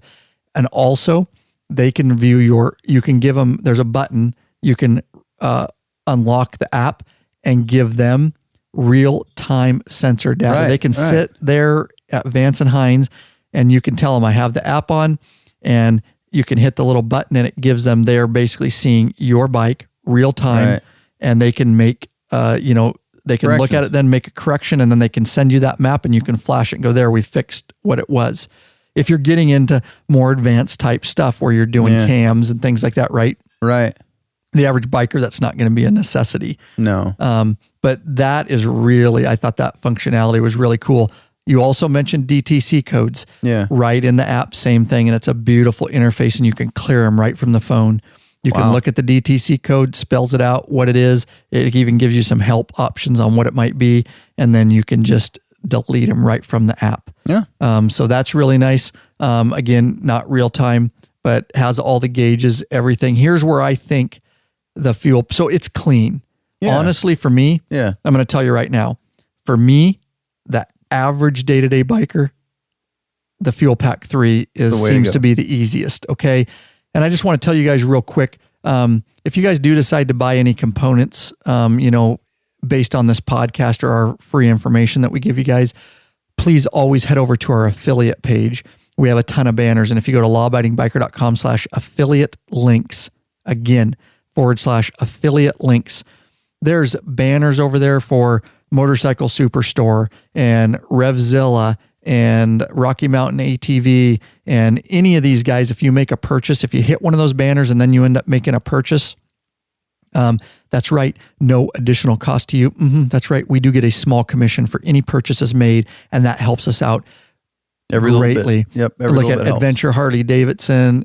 We've even got JMP Cycles. We've got K&N, Cruiser, Motorcycle Superstore, Cycle Parts Discount, OEM. We've got tons of banners over there, guys. And again, if you just click one of those banners and if you end up making a purchase, then we do get a small kickback. And again, it doesn't cost you anything. So please consider using that. But anyways, so Fuelpak 3, that's probably the one that I'm going to default to. Reason is no wires. I can use the 12 millimeter. You can too with the Power Vision, but let me just break it down and then we'll see the similarities. Okay. Yeah, right. Do you have any other questions on the Fuelpak 3 before I break that down? Without, I mean, the algorithm deal is going to apply to both. Yes, correct. So let's do this first. Okay. So Fuelpak 3, guys, no wires, beautiful, beautiful interface, easy to get a hold of Vance and Hines, easy to send to maps, easy to get maps, easy to auto tune, 12 millimeter bungs, little tiny dongle to install. Installation is super easy, especially with the video. And, you know, of course, using the app, there's no good instructions out there until now. I'm telling you. Until now. Because I tested it, and then I filmed it and made it in a, so once you see the video, you're going to go, oh, that's so stupidly easy to use. Yeah, but there are some questions you would have if I didn't explain them to you. And there are questions that I had to test. We won't get into those. Obviously, this episode's going plenty long as it is, but we certainly want to get the information out to you guys. So here's where I think the Fuelpak 3 and the Power Vision differ. And because you're paying more for the Power Vision. Number one, you can get the 18 millimeter O2 sensors. Yes. Which you may or may not need. Right. But the other thing is, I don't see in the Fuelpak 3, and if I'm wrong, tell me, but I couldn't find it and I don't think there is. Is it correct that with the Power Vision, you can actually adjust timing? Yes. Yes. You cannot with the Fuelpak 3. Okay. Okay. You can't do spark advance, right? Right. That's one you can do with the Power Vision. You can. You can't. In different, and in two different, actually in three different ways. Okay. Let's, do we need to break that down or just the fact that it does it? Because that's what I'm getting at. Is that's the power, fairly spark knock is where it gets fairly advanced. Okay. So I don't know. But you can. You can. With the Power Vision. With the Fuelpak 3, you can't. So here's where it is, guys. If you're looking Power Vision versus Fuelpak 3, for the average day-to-day biker like me, I'm just telling you, and I want to get more advanced, but I don't have time. That's what I have Oscar for, so he can teach me. I'm not an advanced user of EFI tuners. What I want an auto tuner, an EFI tuner is exactly what the Fuelpak 3 is. I get it. It's easy to install. It runs with my smartphone. I don't have to run any wires. I can be up and running in a couple minutes. I can put on an intake. I can put on pipes. I can flash a CAN map. Then I can go out and ride to Portland and back, and I can, do a, we'll just use Portland or Tri-Cities, whatever. I can do an auto tune session. I come back, flash my bike, and I never have to touch it again. Then I have my phone up there and I can see my pretty gauges. If I want to see what temps I'm running at, if I want to see my RPM and throttle position, just all that fun gauge stuff. Right. That's really, now that I've flashed and auto-tuned my bike, that's all I use on the, and probably the Dynojet too. But that's all I'm using is the gauges now. And just for fun, unless I change something down the road, there's no reason to even go back in an auto tune. I'm pretty happy with what I have. Right. That's the Fuelpak. It's that simple. That's the day-to-day average biker out there. That's his needs. When you're Oscar and you've got the Dynojet Power Vision, you have a lot more that you can do. Again, the Fuelpak is just doing fuel tables. Right. Okay. It's only AFR type stuff. It's managing your fuel. Does it do anything but AFR? Not that I know of. Okay. And we'll look at that. And if I'm wrong, guys, on this podcast, Oscar and I will do an update. I could not see that, Oscar, and I'll take you into the tables so you can look at them and see what you think. Yeah. Okay. Okay.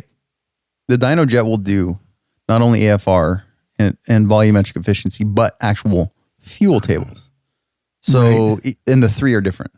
Okay. So see, that's something we're going to have to follow up on. Sure. Because I'm going to be honest, I don't know. Yeah. Sure. I got into the tables and I stopped because I don't want to screw anything up. Right. And I maybe should have had you take a look at that. But whatever, that'll give us another something else. Yeah. 15 minutes and we'll say, hey, Oscar, we're getting back to you. We will get back to you guys on that. So don't slay us here if you are an advanced user of the Fuelpak 3 and you're going, Erlacher, you're an idiot. You don't know what you're talking about. Okay, I'm using it from what I would use it for. If I didn't have Oscar here, that's where I would have stopped. Totally. But that's the point of this. Right. Exactly. What's realistic? And I think I was thinking last night, and I think our conclusion is probably going to be the same. My conclusion is Fuelpak 3 for guys that want to plug in. They don't want to mess with maps or anything like that. They want to plug in and flash. And if they have a problem, they want to have someone else and a quick auto tune. Right. And the quick auto tune. And if there's a problem, they want to send the map to someone and have them look at it, and they want to get it back and flash and ride. Exactly. Power Vision, a little more complicated to use, a little more complicated to set up, but also a lot more flexible in terms of what you can do with it. Right. And it offers a lot more power to intermediate to advanced users. Yes. You're not going to get advanced with the Fuelpak 3. No. It's not for advanced users. Which is why they're going to sell the hell out of it. And the map support. Dynojet's going to have to go to that. They do kind of now, but they're going to really, that's the wave of the future. And it is. That's why I bought my Power Commander from the company I bought it from. Right. They have support. They were one of the first, and now I see Fuelpaks going to that. That is the wave of the future. Because guys like me that really, it takes a lot of time without a dynamometer. Right. It takes a lot of time to adjust your maps. And if I don't mind playing with it and I don't mind learning, but it also, you can do some damage. I've heard you play with it. Well, I don't have a dongle. Your old lady said. Wow.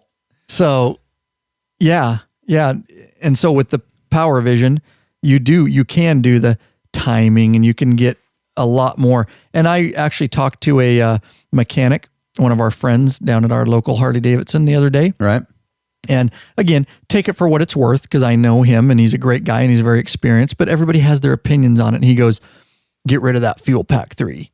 He goes, that doesn't do anything. He goes, all it does is fuel tables. He goes, you can't even do timing with it. He goes, you need to get a Power Vision. He was sold on the Power Vision because he asked what EFI tuner I was running. I said, we're testing the Fuelpak 3 on this bike. And he's like, junk. You know. Of course. And he's right, though, to a certain extent. Not junk, but he's a mechanic and he's experienced.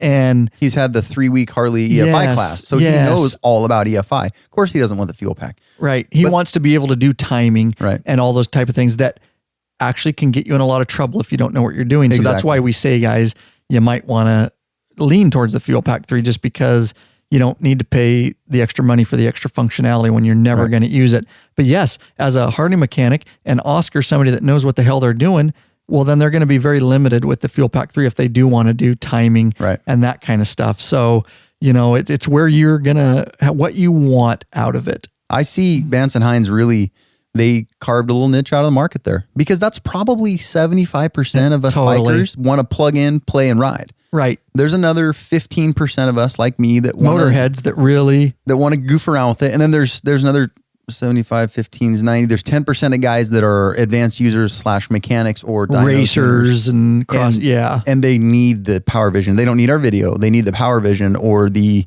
race tuner, super tuner, or the TTS master tune because they don't need to auto tune. Right. They need to see fuel tables and spark tables and stuff. So I get that. I see what Vance and Hines did. I really appreciate that. Right. I think that's a great thing. It's a great play on the market. Yep. Yeah. And it's a power play. Like Oscar says, I definitely, if I ever got into it and it's something that, I like to learn from you and you're very advanced at that kind of stuff. And the Power Vision's where it's at for that. Right. So you take the cost, $800 versus $360. What are your needs? Right. And that's what you guys are going to have to decide. What are your needs?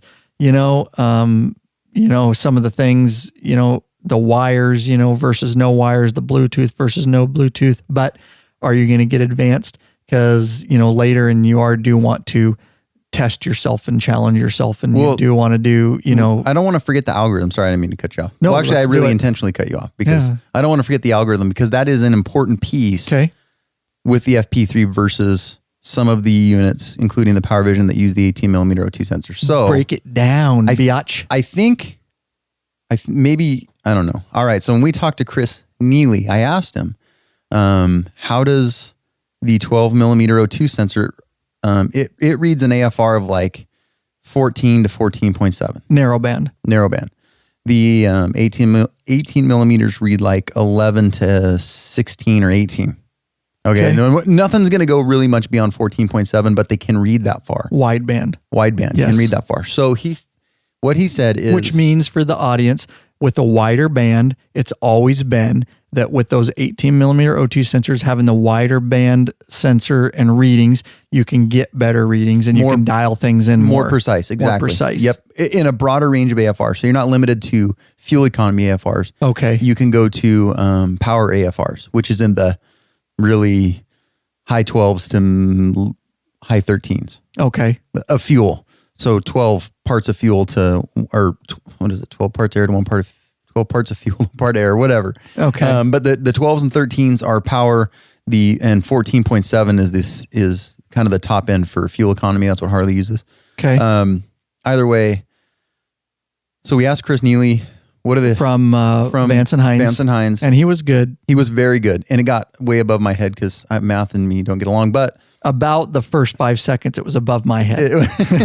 Not gonna lie to you. What Vance and Hines does, and what I'm assuming, and I'm going to make this assumption. Yeah, but Dynojet's doing the same thing. They do the same thing. That's what our friend down at our local Harley Davidson, he did say that too. He goes, all the new ones, you don't even need the 18 millimeter bungs anymore because they've got the algorithm. It's solid. They're using a mathematical algorithm to essentially predict what the air fuel ratios would be outside of what the narrowband can read. So based on the 12 millimeter narrowband O2 sensors, they've tested enough that they've built an algorithm that says, if this is what the narrowband is reading, if we were to right now put 18 millimeter wideband, it would read this. We know that based on, that's an algorithm. We know that based on research and study, that if narrowband's reading this at this, then right? I mean, that's the algorithm. The algorithm allows you to make predictions with no data. Right, but that's what algorithm is. Yeah, exactly. It is with data though, because I think to build the algorithm, they need data. They have the data. They need to say, if a narrowband is reading this, this would be typical for a wideband to read within these parameters. And that way it knows that's typical computer algorithms. Whenever you're building software, you're predicting what. Yeah. So it's an algorithm. It says that based on this information, it's likely that this would be the result with wideband. Maybe I'm wrong. No, I think yes. No, I don't. Am I full of shit or what? No. You're right. Okay. I think what they're using it for is so that they can target AFRs outside the range. Okay. And so that the EFI or so that the ECM won't make the adjustments leaner. Okay. That algorithm is telling the ECM, yes, this is what you should be reading. This is correct. Okay. Otherwise, it would say it's too far. We can't read it. Okay. So at certain map position, manifold, tracking. Absolute pressure, map, right? RPM, the bike's going, oh my gosh, we can't. It's outside of 4. It's under 14. It's 12.7. We don't know what it is. We can't do anything with it. The algorithm is telling the ECM it should be at 12.7 at these conditions. And so you can make adjustments based on the algorithm to the air fuel ratio. Okay. If you need to.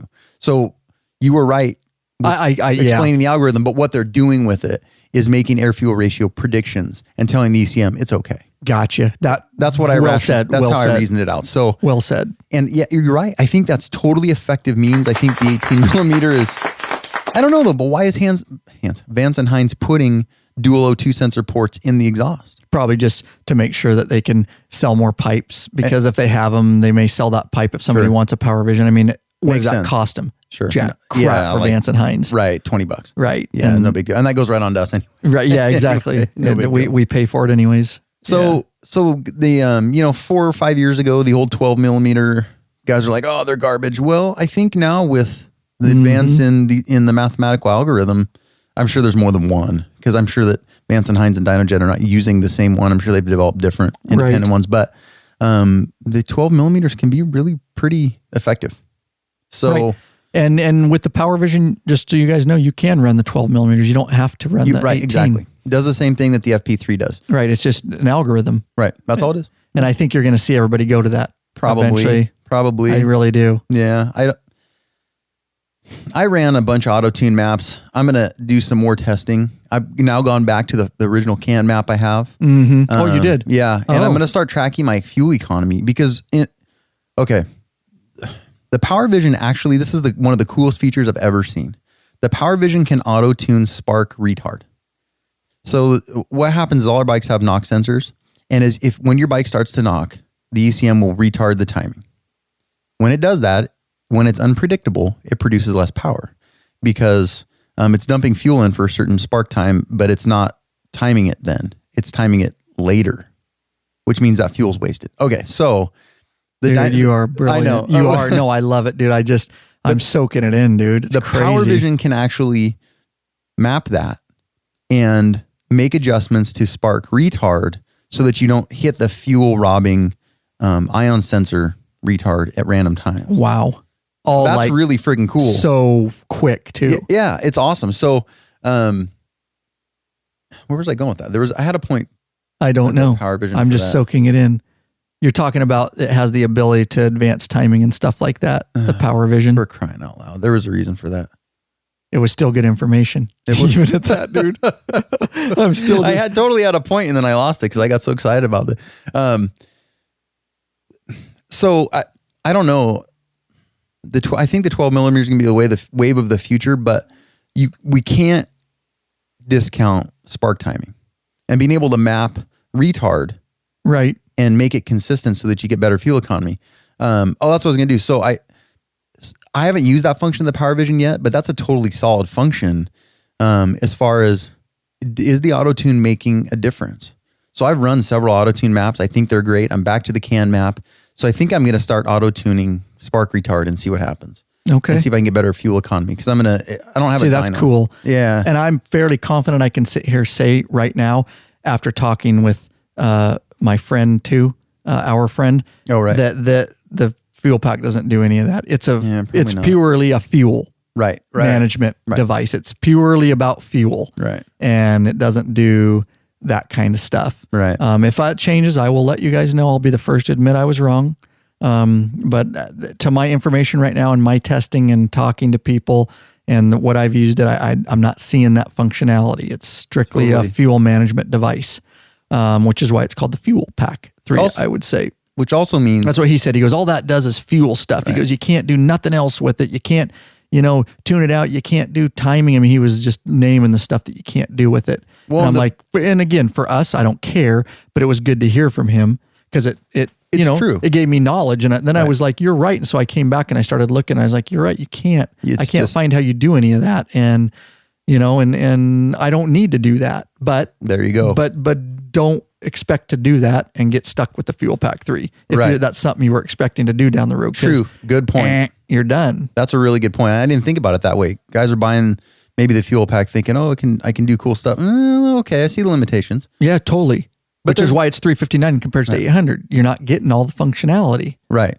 And the $800 includes the auto tune for the True. For the Power Vision. So you may not. You may just spend $400 just for the head unit if you just want a CAN map. Right. And you can add the auto tune later. Well, and you can other than auto tuning with the Power Vision, you can make custom apps and stuff. You just can't auto tune custom apps. Right. You're gonna have to buy the add-on Pro Tuner. Yeah. Or no. You have to buy the little kit, the auto tune kit. But, right. If you know what you're doing with mapping, if you know how to build maps and you understand timing, you can buy the Power Vision Power Head and you would never need to auto tune. You just make your own damn custom map. Yeah. And you can do it on the bike or you can plug it into a laptop. When you plug it into a laptop, it's a lot more powerful. There's a lot more, quite a few more tables you can do on the Power Vision itself on the bike. It's kind of generic. You can increase and decrease fuel percentages for a whole map, not individual cells. Right. Okay. Which is a bonus. The FP3, you could change AFR for individual cells. Yes, I do know that in the bike or on the bike. But you can adjust timing on the Power Vision on the bike. Now it's generic timing, and that's not always very effective. Generic timing, you don't necessarily want to do that because you want to adjust timing and spark timing in certain cells. But conclusion. I will say this about the Fuelpak 3 that's nice and peace of mind is, and you're not going to run into this as the average biker, guys. If you're just doing a CAN map and you're auto tuning, okay, but let's just say I was down in Sturgis this year and I was on my way to Sturgis and I was coming through Montana or something, or, 3 through South Dakota or whatever, and all of a sudden my bike's just not running great. I could literally pull over on the side of the road as long as it's in business hours. I could call Vance and Hines. I can send them real-time sensor data right from the side of the road. I can also send them my map. They can look and say, and they could literally over a cell signal send me a new map. And, likely... That's pretty impressive. Likely I would just flash back to a CAN map just to get me right, and then I would screw with it later. But it's a possibility. It's in the realms of possibilities. And so that's kind of nice that they have.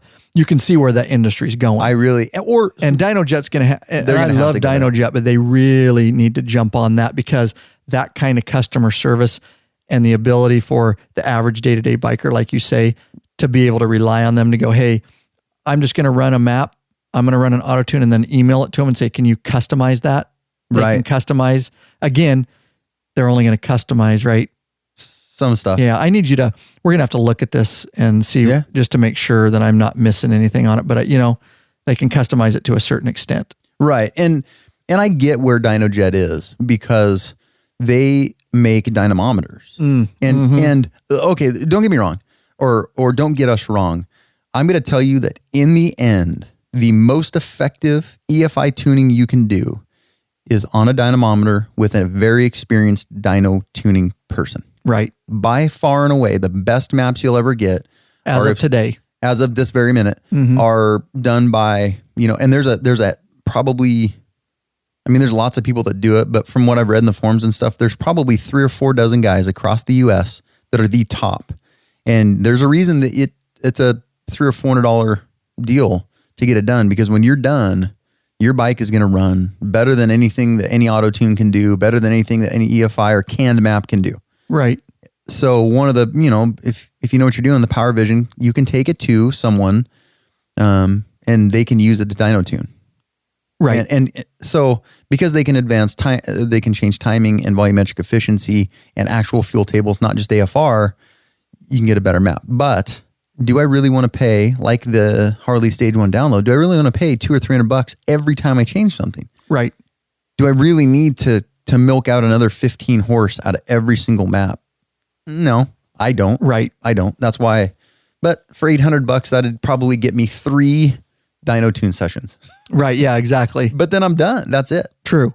So it's a tough call. That's just stuff that's why we did this podcast. Right. So you guys can have the information based on our street knowledge, our experience, and our tests. Real bikers. Exactly. We're not working for Dynojet. We're not experts. Exactly. How does this break down for the average biker? Exactly. And there's no better perspective, because I can tell you, while Dynojets have been an awesome company to work with, they have no clue how to market their products or how to set up instructions. And it took me.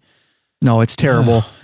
Between the instructions, their videos, and the forums, I mostly figured out the Power Vision. I figured out some of it on my own, and some of it's still a little bit magic. And go that's why you need to, if you're going to do the Power Vision, just trust us, spend the little amount on our video, lawabidingbiker.com/Power Vision, so you can at least just get up and running, can map, do an auto tune session. We show you how to install it, everything. How long is the video? Is it an hour? Oh yeah, about an hour. I probably had 25 hours into figuring out before we filmed, figuring out how to set up the Power Vision so that we could film it. It does take a little know-how. It's a pain in the ass, kind of, unless with the video, no problem. And that, you know what, the very first was the worst part, when we actually go through the out of the box, hooking it up to firmware the laptop. And software. That was a pain in the ass. And now that it's done, I'm glad. Yes. Because the rest of the stuff's not too bad, but yeah, that was a pain in the ass. So at the end of the day, Fuelpak 3, guys, okay, so I put the Fuelpak 3 on. I did the wrong thing.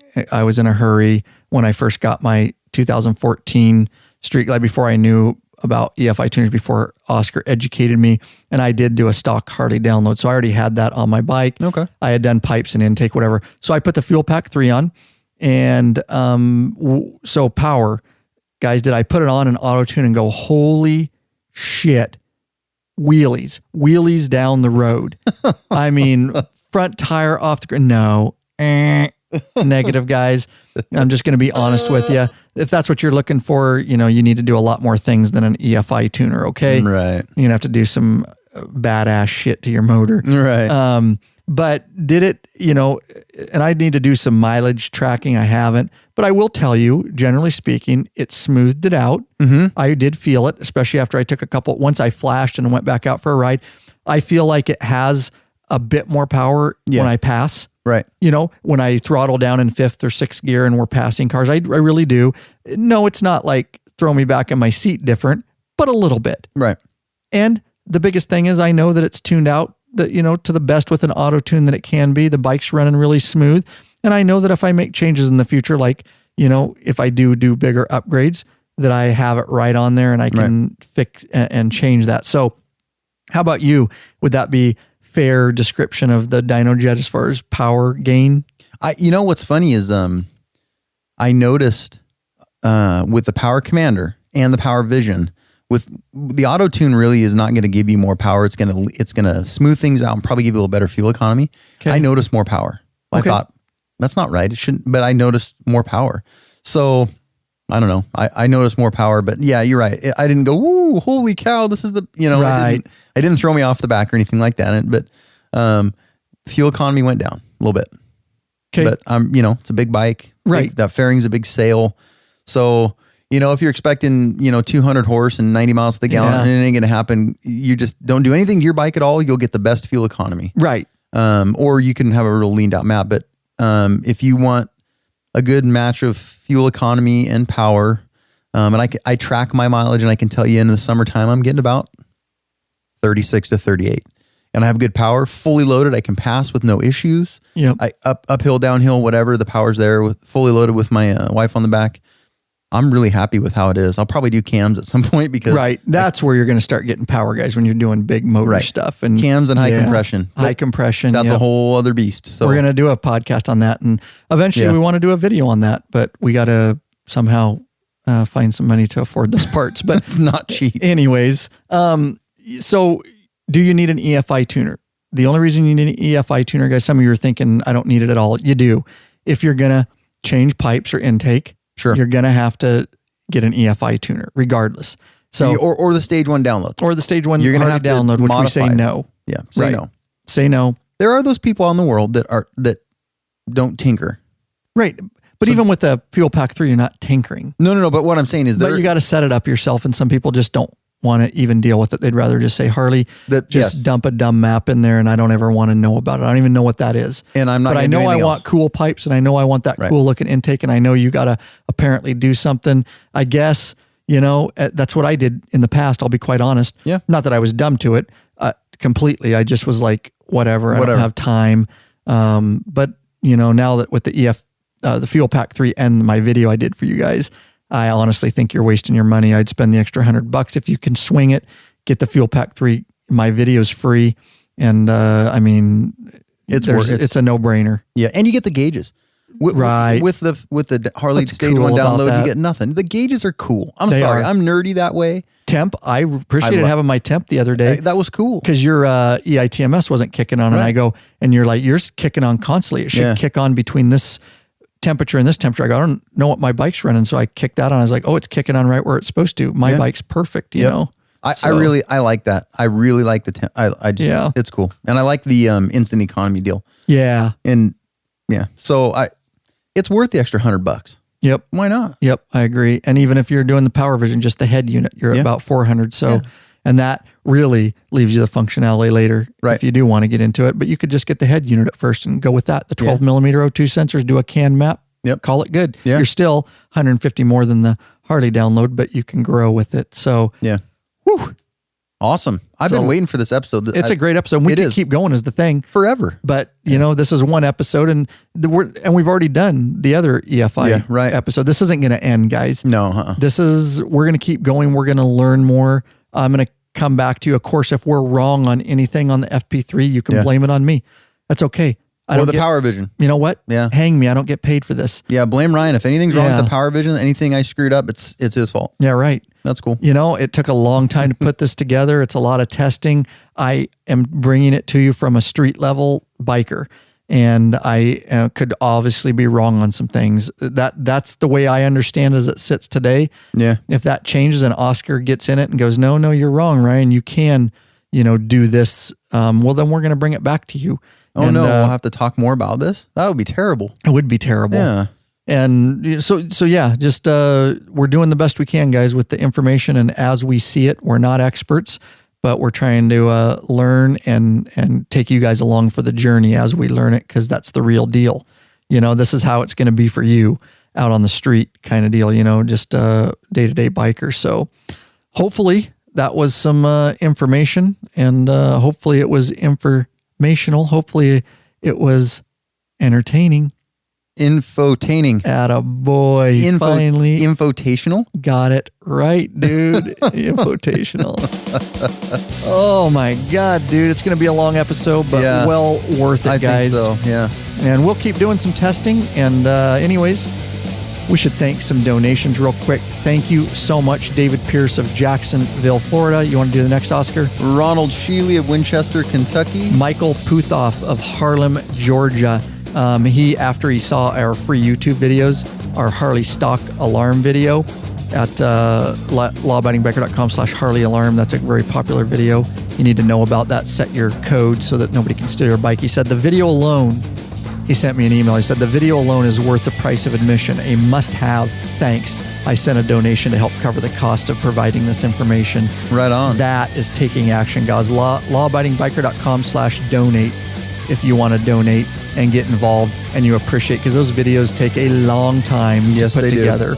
And we did do it for free for you guys. So, if you can do it, throw us a bone, huh? All right, guys, don't forget, that's right, you can leave an internet voicemail right from your computer, microphone from anywhere in the world, lawabidingbiker.com/voicemail. It's free. We really would we got some voicemails we're going to play in some upcoming episodes, guys. We just have so much content, not enough time. Yeah, I know. Email us, lawabidingbiker.com/contact. Get in the free email club. We send out emails when we come out with new free videos, and you guys know we do that a lot. lawabidingbiker.com/email club. We don't spam you. We won't send you porn. Oscar won't send you dirty pictures. It's not for that. It's strictly to send out when we have new free videos once in a while. So rate us in iTunes or Stitcher Radio. Help spread the word. It doesn't cost a thing, but it helps us, guys. lawabidingbiker.com/iTunes or /Stitcher Radio. That gets us up in the rankings. It's free for you to do. It only takes a minute. It makes sure that bikers around the world can find us like you did and join the biker revolution. It's been real. It's been fun. It's been real fun. Oscar, we survived. Keep the rubber side down. Shiny side up. Peace out, guys. Thanks so much for all your support. Wow. Good episode. Awesome. Good episode, brother. All right. Peace out.